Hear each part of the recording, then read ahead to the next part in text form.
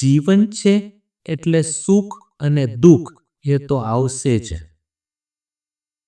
મારે તમને પૂછવું છે કે તમારી ઉંમર કેટલી છે અને તમારા જીવનમાં કઈ કઈ જગ્યાએ તમને દુઃખ પડતું હોય એવું લાગે છે?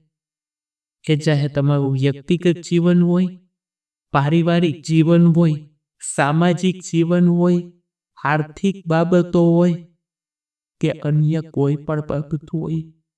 જ્યારે જીવનમાં દુઃખ આવે ને ત્યારે તમારી જન્મની તારીખ યાદ કરજો કે મને કેટલા વર્ષ થયા છે.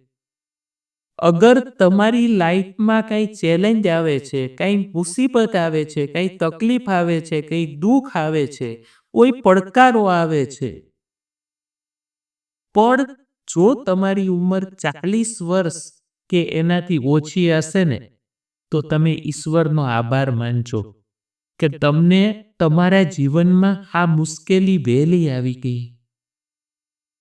કારણ કે મુશ્કેલી એક વખત આવશે આવશે આવશે આવશે અને આવશે જ, પણ જો વહેલી આવી ગઈ હોય ને તો એ પડકારોમાંથી આપણે બહાર નીકળી શકીએ અને લાંબા સમય સુધી ગિલ્ટમાં ન રહેવું પડે.